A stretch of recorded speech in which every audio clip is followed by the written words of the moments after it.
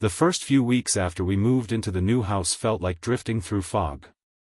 Everything was cleaner, brighter, and more organized than the cramped apartment we'd left behind.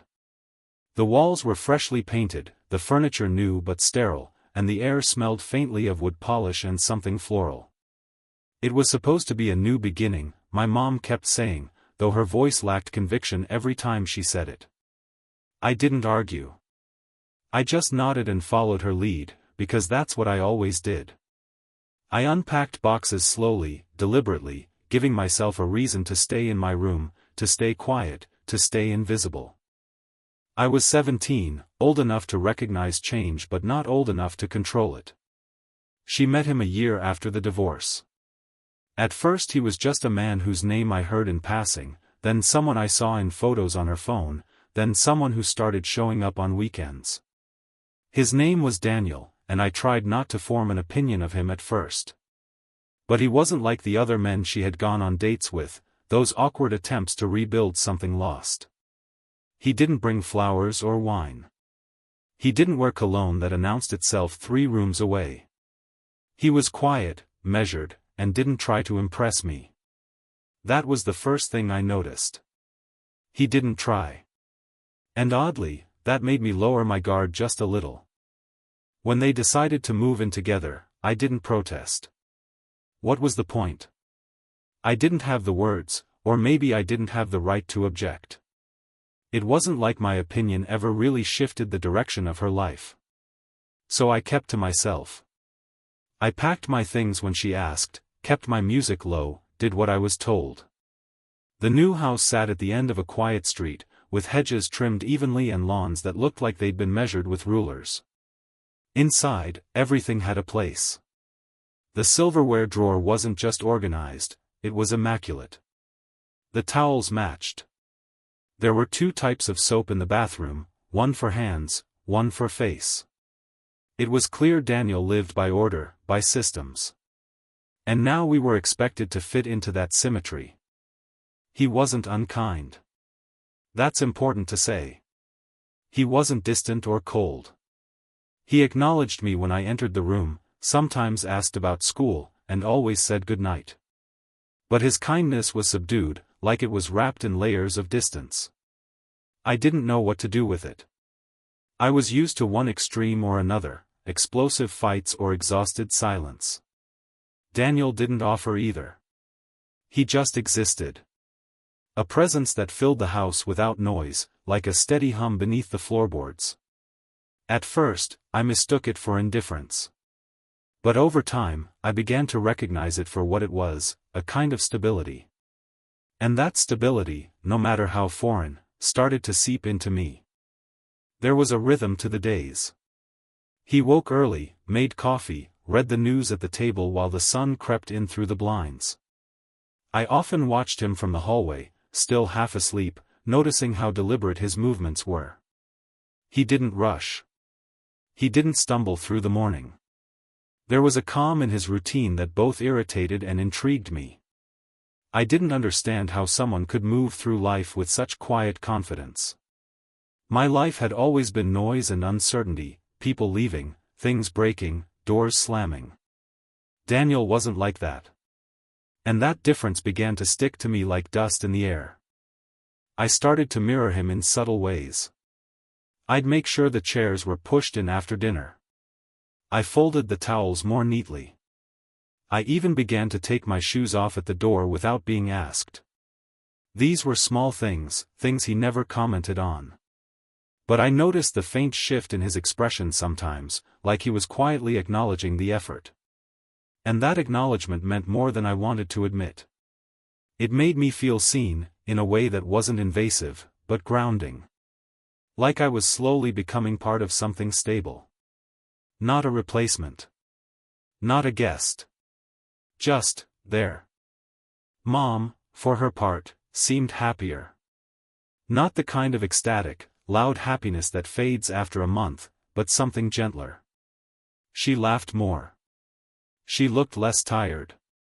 I watched her lean into him sometimes when they sat on the couch, watched how his hand rested lightly on her knee or how she looked at him when she thought no one was watching. I felt something clench in my chest when I saw it, not jealousy, not exactly, but a kind of longing. Not for her happiness. For that closeness. That ease. I wondered if I'd ever feel that with someone. If it was even meant for people like me. At night, I lay in my bed listening to the house settle. It made different sounds than our old place. The heater clicked on with a sigh. The pipes hummed softly. The walls creaked like they were stretching after holding their breath all day. And in that silence, I often found myself thinking about Daniel. About his voice, low and steady. About the way he moved around the kitchen, sleeves rolled up, focused and efficient. About the way he never forced himself into a room but was always noticed when he entered one. It started as observation. It became something else before I realized it. I didn't know what to call the feeling.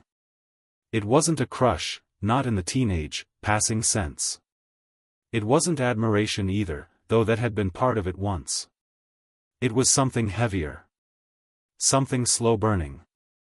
I found myself waiting to hear his car in the driveway. I lingered longer at the table when he was around. I started choosing to do homework in the living room instead of my room, even though it was noisier. I told myself I just liked the atmosphere. But it wasn't the atmosphere. It was him. I noticed how he smelled, clean, subtle, a mix of soap and something earthy. I noticed how his forearms looked when he was fixing things, how his jaw clenched when he focused. These weren't just things I saw. They were things I catalogued, memorized, returned to. And the more I noticed, the more I wanted to notice. The more I found myself wondering what it meant that I did. He never looked at me in a way that crossed any line. He was respectful. Constant. Safe. But that made it worse somehow. It meant everything I felt was mine alone. It meant I couldn't place blame on a glance, or a word, or a touch. It was all me. My silence. My longing. My fault. And so the house, this new house, became a kind of sanctuary and a prison at once. Its quietness was soothing, but also echoing. There was too much space to think. Too much stillness to hide in. I didn't know what would come next. I only knew that something inside me had shifted. And that shift was quiet, slow, like the way Daniel had entered our lives. A steady tide rising, unnoticed, until it was already at your feet. It started with the small things, the way I began to move through the house differently, more deliberately, more aware of when he was there. I didn't plan it. It wasn't some conscious decision to orbit closer to him. It just happened. At first, it was subtle. I'd time my trips to the kitchen to overlap with his, linger near the doorway if I heard him talking to my mom, or take longer to put away my laundry if he was downstairs. I told myself I was just adapting to a shared space, learning the rhythm of our new life. But that wasn't true. I was chasing proximity. There was something strangely comforting about his routines. The way he methodically loaded the dishwasher, always rinsing the plates before placing them inside. How he folded his newspaper along the creases and never left it sprawled open. Even the way he stood, shoulders squared, weight balanced, felt precise, grounded. I became familiar with those patterns.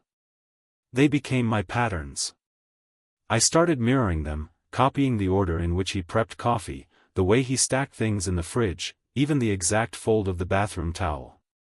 It wasn't imitation for the sake of fitting in. It was instinct. Like my body was trying to understand him through repetition. We didn't speak much. Not more than necessary. But it was in the silences where something else began to grow. I started noticing his pauses before he answered questions, the way he scratched the back of his neck when thinking, or how he pressed his lips together when listening to someone. These tiny details filled my mind, occupied the space that used to be reserved for school or friends or whatever else had seemed important before. Now it was just him, Daniel, occupying more and more mental real estate. One afternoon, I found myself sitting on the living room floor while he worked on a shelf he was installing against the far wall. I had no reason to be there. My homework could have waited, and it wasn't like he needed help. But I sat there anyway, cross-legged on the rug, pretending to be focused on my notes while stealing glances at the way his shirt pulled across his back when he reached up. The room was quiet except for the occasional sound of the drill and the soft shifting of furniture. I wasn't watching him in the way someone watches a stranger. I was memorizing him. Our bodies rarely touched. A passing brush of the hand when exchanging dishes, a shared laugh that made us lean just a little closer. Nothing overt. Nothing to point at. But I felt it. The pull. The nearness. The awareness that we shared space more comfortably now. That it had become normal to be near him without needing a reason. I began to crave that closeness, not just physically, but in the way you crave sunlight on a cold day. I didn't need words. I just needed to be near. Sometimes he would be on the couch reading, and I would take the other end, curling into the cushions with a book I had no intention of finishing. It was never discussed. He never asked why I was there. And I never explained. But those moments stretched longer each time, the space between us filled with unspoken permission. I would glance at him over the edge of my book and feel something tighten in my chest when I realized he was relaxed, unbothered by my presence. That acceptance, that quiet acknowledgement, became something I clung to. I began associating certain smells with him. The scent of shaving cream in the hallway. The faint citrus of his shampoo that lingered in the bathroom after he showered. The clean scent of his laundry when he passed by. These things shouldn't have mattered.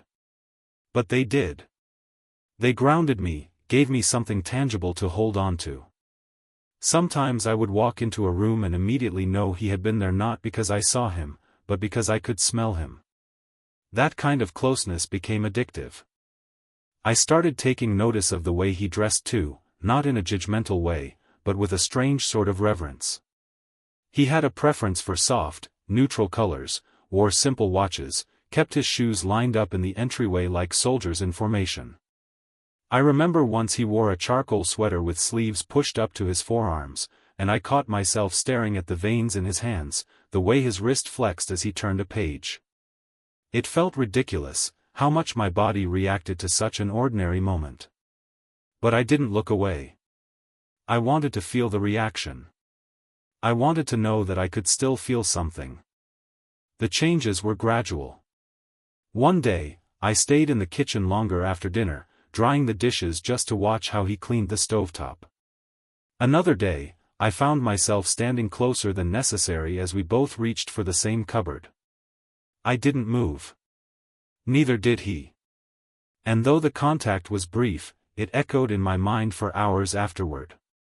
It was like my entire sense of self had started revolving around moments like these, moments that seemed inconsequential to anyone else, but to me felt like tectonic shifts. It wasn't obsession. It was something quieter. Something slower. I didn't daydream about sweeping declarations or dramatic gestures. I just wanted to sit near him. I wanted to hear his voice in the next room. I wanted the certainty of his presence. I wanted to be noticed, not praised or adored, just quietly, gently noticed. And the more I leaned into that need, the more I realized how long I'd been without it. I remember the first time he looked at me for just a second too long. It wasn't dramatic. It didn't come with a smile or a shift in tone. It was a glance, held just a heartbeat longer than necessary, before returning to whatever he was doing. But that pause anchored itself deep inside me. It wasn't confirmation of anything. It wasn't even recognition. But it was something. A crack in the surface. A suggestion. At night, I would lie in bed and replay these moments. The way he passed me a glass and let his fingers linger. The way he said my name, voice softer than usual. The way he turned toward me when I entered a room, even if he didn't speak. I tried to convince myself I was imagining it. That I was reading into nothing. But the warmth I felt each time it happened told me otherwise. I didn't know what it meant. I didn't know if he saw any of it. But I knew how I felt. I knew I was slipping deeper into something I couldn't name. And I wasn't sure I wanted to stop. Because for the first time in a long time, I felt close to someone. Not just physically. Not just emotionally. But wholly. Entirely. And that feeling, fragile, dangerous, beautiful, was becoming my new normal. My new habit. My new truth. It began with her absence. The house felt different the moment she left, even before her car disappeared down the driveway. There was no ceremony to her departure, just a suitcase, a quick goodbye, the sound of the front door closing, but it left behind an echo. A new silence. One that wasn't just quiet, but expectant. I told myself it was nothing. She'd only be gone for 3 days. Nothing had changed. But everything had changed. The absence of her voice created space, and that space was quickly filled with something heavier. Something charged. Something I didn't want to name. Daniel and I moved through the house that first morning like polite strangers. He made coffee, I poured juice. We exchanged a few words about the weather or errands, nothing beyond the surface. But every sound felt amplified. The hum of the refrigerator, the scrape of a chair, the clink of ceramic against wood, it all seemed to reverberate with something unsaid. I kept my eyes down, afraid that if I met his gaze, I'd give something away. Or worse, see something reflected back. I stayed in my room most of the day. Pretended to do homework, scrolled endlessly through meaningless content, read the same paragraph of a book over and over without retaining a single word. But beneath that stillness, my thoughts moved like a current. I kept hearing footsteps down the hall, his voice as he made phone calls, the occasional sound of a cabinet opening and closing. It was all normal. Everything was normal. And yet I couldn't shake the feeling that I was waiting for something. That we both were. By late afternoon, I grew restless. I found myself wandering downstairs, aimless and anxious. He was in the kitchen, slicing vegetables with the same calm precision he always had. The smell of garlic and something sharp filled the air. He glanced at me, briefly, then returned to his task. That glance held nothing unusual on the surface. But I felt it, something just below the skin of it. I lingered by the doorway, unsure if I should stay or go. I told myself I was just hungry. But I wasn't. I was looking for something. I just didn't know what. We ate together that evening. The food was good, though I barely tasted it. I was too aware of everything, of where he sat, of the space between our arms, of how close our feet were under the table. I watched the way he used his fork, the way he drank from his glass, the way his forearm flexed when he passed me the salt. These were all familiar things. But tonight, they felt different. Like a memory being created in real time. I wondered if he noticed. I wondered if he felt the tension too, the careful way we both avoided letting our knees touch, the way we both looked at our plates too long. After dinner, I offered to help clean up. He handed me a dish towel without speaking, and we moved in tandem, him washing, me drying. The rhythm was quiet, steady, almost soothing. But beneath it was that same quiet thrum, like a wire pulled too tight. At one point, our fingers brushed as I reached for a glass. It was brief. Barely anything. But my skin burned. I held the towel tighter and didn't look up. He didn't pull away. Just finished rinsing and placed the next plate into the rack. I kept drying. Later, I retreated to the living room. I didn't want to go back upstairs yet. The thought of lying in bed with my thoughts was too much. He joined me not long after, remote in hand, asking nothing, explaining nothing. He chose a movie. Something I didn't recognize. I nodded without looking at him and tucked my legs beneath me, curling into the corner of the couch. He sat at the other end. Not far. Not close. Just enough space for the air between us to be noticeable. The film played. I barely registered it. My attention flicked from the screen to the sound of his breathing to the way he shifted in his seat. Every movement was exaggerated in my mind. When he leaned forward to grab the remote, his arm brushed my knee. It was soft, casual, maybe even accidental.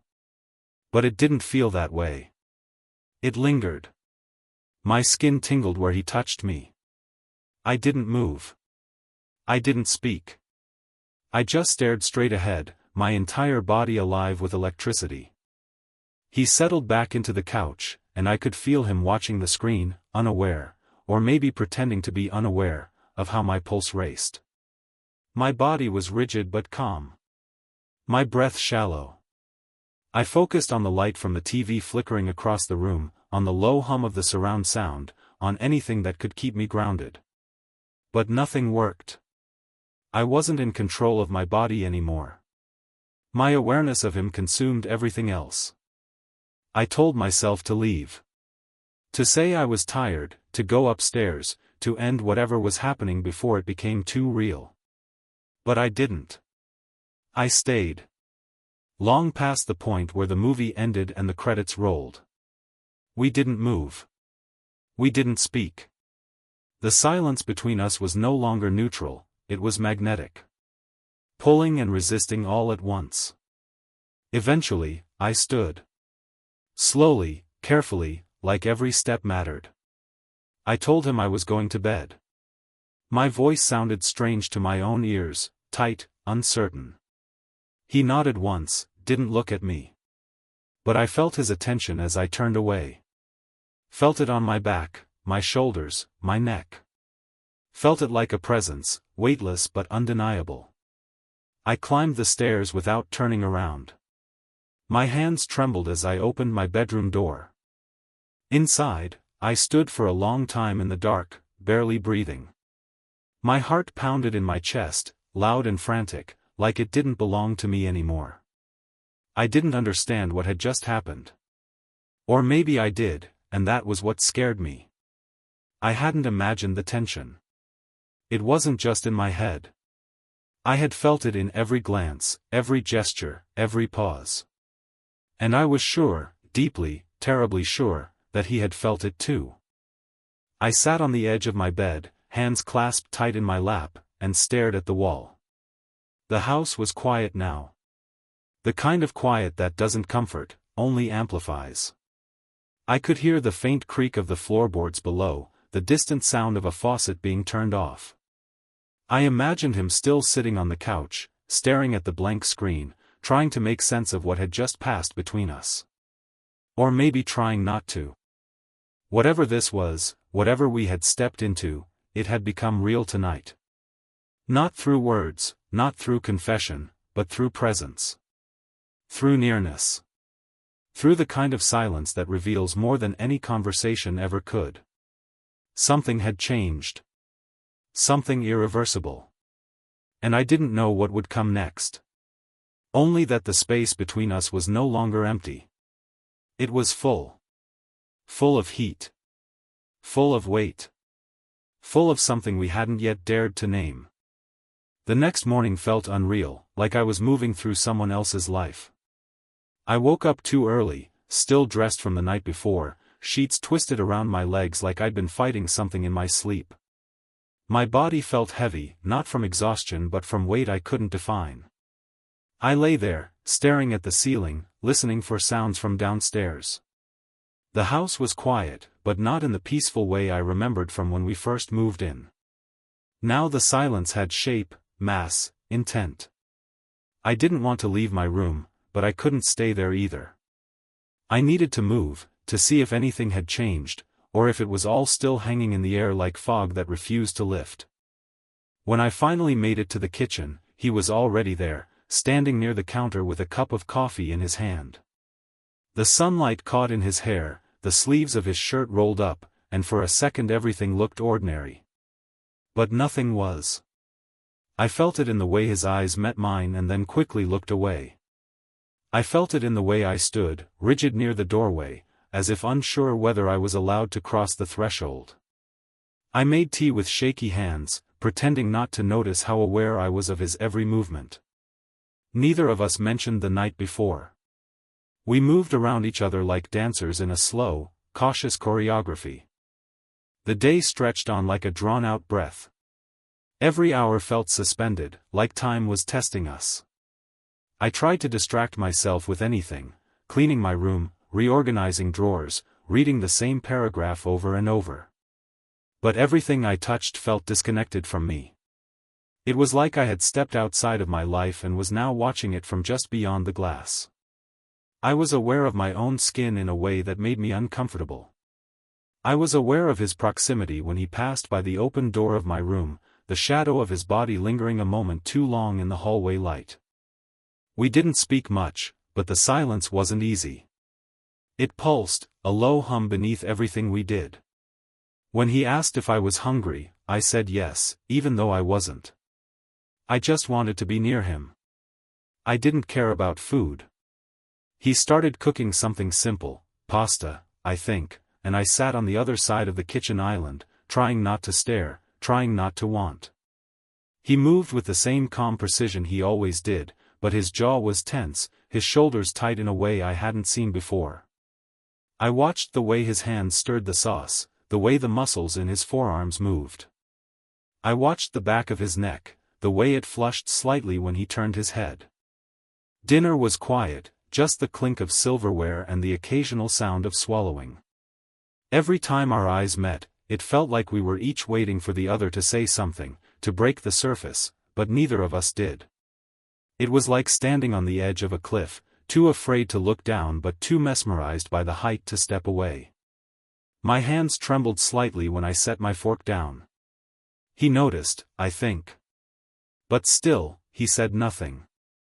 After we cleared the table, I followed him into the living room, though he never asked me to. The television stayed off. The room was dim, the only light coming from the hallway and the fading orange outside the window. He sat on one side of the couch. I sat on the other. The space between us was small but impossible. My heart beat so loud I thought he might hear it. I curled my legs beneath me, trying to shrink, trying to contain what was coming apart inside me. We didn't look at each other for a long time. He leaned back, resting one arm along the back of the couch, and I could feel the warmth radiating from him, even from inches away. I stared at the floor, then at my hands, then at the faint patterns in the fabric of the cushion. I didn't know what I was waiting for. Maybe a sign. Maybe a mistake. Maybe a moment that would make me feel less alone in what I was feeling. And then it happened. His hand moved. Slowly. Cautiously. It hovered for a second, then rested lightly on my arm, just above the wrist. The touch was featherlight, as if he were asking a question. My breath caught. I didn't pull away. I couldn't. The warmth of his palm spread through me like fire, and I felt my entire body lock into that single point of contact. He didn't press. He didn't move closer. He just stayed there, holding my arm like it was fragile. I looked at him. He looked back. And in that look was everything we hadn't said. Everything we'd been circling around. There was fear in his eyes, and something else too, longing, maybe. Or confusion. Or a kind of recognition that terrified us both. The air between us thickened. The house held its breath. Then, slowly, he leaned in. Not fast, not sure, but with the kind of hesitation that comes when you know you're about to cross a line you can't uncross. I didn't move. I didn't stop him. I felt his breath against my cheek first, then the slightest brush of his lips, soft, tentative, like he was still waiting for me to pull away. But I didn't. I let it happen. I wanted it to happen. The kiss wasn't long. It wasn't deep or desperate. It was quiet, uncertain, trembling. But it was real. It was a boundary dissolving, the silence cracking open. When he pulled back, we didn't speak. His hand lingered on my arm for a moment more, then dropped. I looked down, heart racing, hands shaking, and realized I wasn't afraid of what had happened. I was afraid of what it meant. Of what it might mean tomorrow. We sat there for a long time, not touching, not looking at each other. Just breathing in the aftermath. I could feel the weight of the moment pressing against my chest. The room hadn't changed. The walls were still the same. The furniture still in its place. But I wasn't the same. Neither was he. Something had shifted between us, something irreversible, undeniable. And now, in the quiet that followed, we were both waiting to see what would rise from it. Whether it would consume us, or leave us hollow. Whether it would lead to something more, or destroy what little balance we had managed to create. The morning came slowly, pouring through the windows in pale light that made everything look softer than it felt. I woke to the familiar shape of my ceiling, but nothing about it seemed familiar anymore. My body was still, but my mind was a storm. The night before played on a constant loop, his hand on my arm, the feel of his breath against my cheek, the press of his lips. It had all happened so quietly, like a secret whispered into the dark, but now it echoed loud and persistent.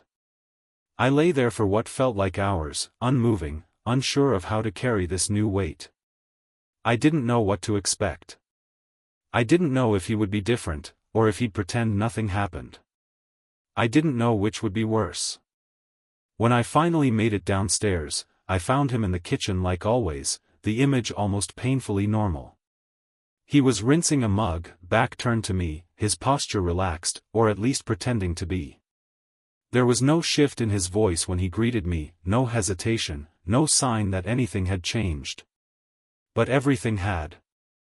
I stood in the doorway longer than necessary, waiting to feel grounded, waiting for some word, some look, some acknowledgement that we were now standing on the other side of something fragile and irreversible. It didn't come. We moved through the day in near silence. Not the peaceful, easy kind that had once filled the house, but a silence swollen with everything unsaid. It wasn't just what had happened, it was how it lingered between us now, invisible but dense, like fog clinging to the skin. Every time we passed in the hallway, every moment we occupied the same room, I felt it. The awareness. The memory. The question. I wanted to speak. I wanted to ask what it meant, what came next, what he felt. But the words stayed locked behind my teeth. I was too afraid they might dissolve the illusion of calm we were both trying so hard to maintain. In the afternoon, I stayed in my room with the door closed, headphones on but no music playing. I just needed something to fill the emptiness. I couldn't focus. I couldn't sleep. My thoughts were too loud, too circular, too rooted in the way his lips had felt, the way I hadn't pulled away. I kept trying to convince myself it hadn't meant anything, that it had been a mistake, a moment of confusion. But then I'd remember how long he'd looked at me before leaning in, the hesitation in his eyes, the fear wrapped in longing. That hadn't been confusion. That had been choice. When I finally came back downstairs, he was sitting on the couch, a book in his hands he clearly wasn't reading. The TV was off. The room was dim. He didn't look up when I entered. I sat in the far corner, not quite facing him, not quite turning away.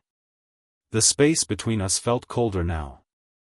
Not because it had grown, but because we both refused to cross it. I watched the light from the hallway flicker across the floor, the way shadows stretched across the furniture. Nothing moved. We just sat there, two figures frozen in our own silence. At one point, I felt him shift, and I turned my head just enough to see his profile.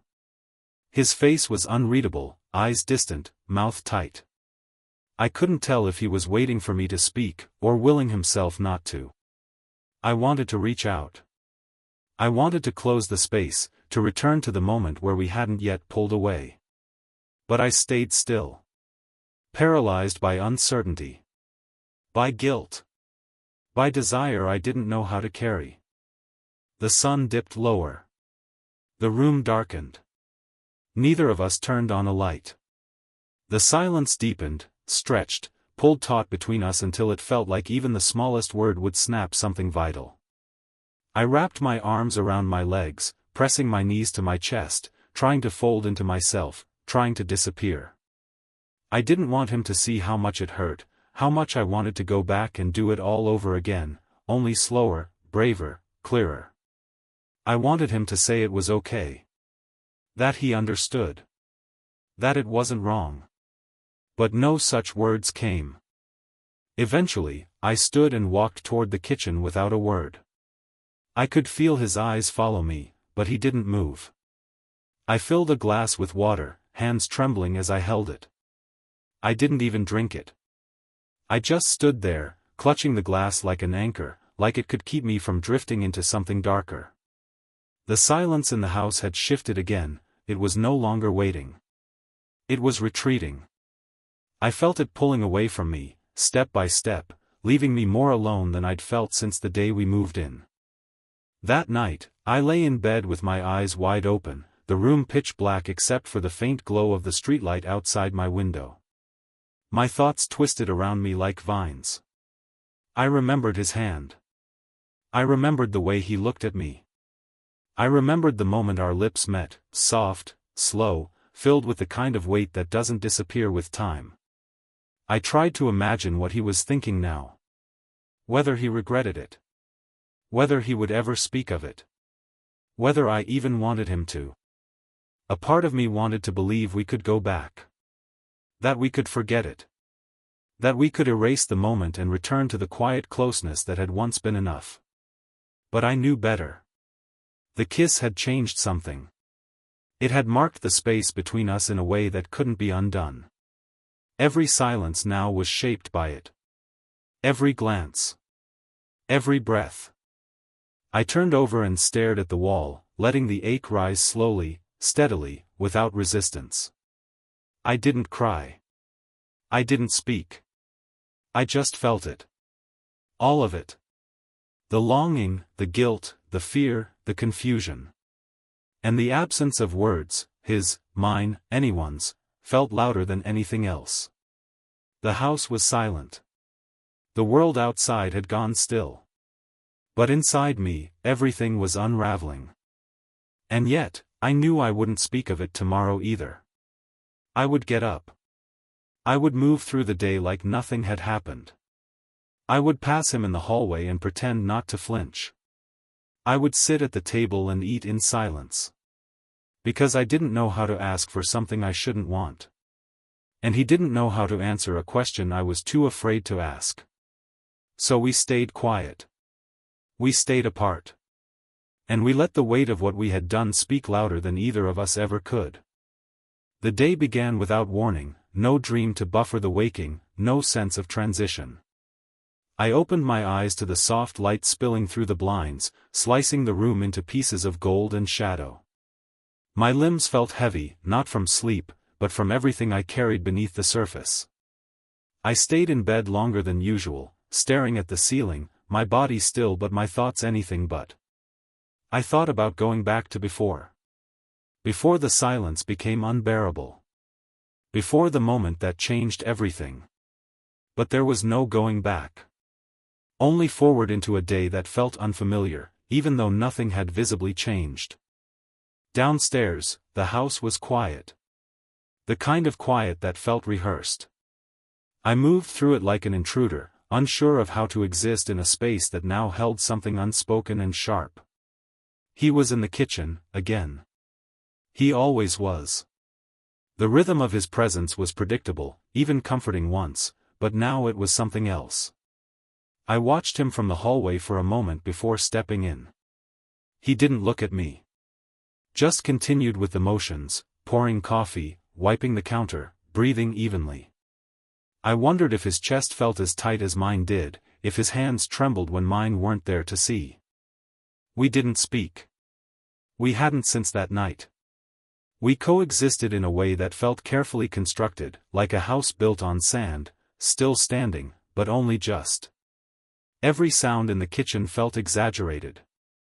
The clink of the spoon in his mug, the creak of the stool when I sat down, the soft hum of the refrigerator. It all felt too loud against the weight of what neither of us had said. I watched him from across the table, memorizing the tension in his shoulders, the way he avoided my gaze, the way his jaw clenched slightly when the silence stretched too far. I tried to eat something but gave up halfway through. My appetite had vanished days ago, replaced by this slow, gnawing ache that lived in my chest and stomach and skin. I excused myself without a word, retreating back upstairs, needing space even though space was the very thing that made everything worse. My room felt foreign, like it no longer belonged to the version of me that had moved into it. I sat on the floor, back against the wall, knees pulled tight to my chest, trying to breathe through the pressure building in my ribs. The hours passed slowly. I folded laundry I didn't need to fold. I stared out the window at nothing. I laid on the bed without moving.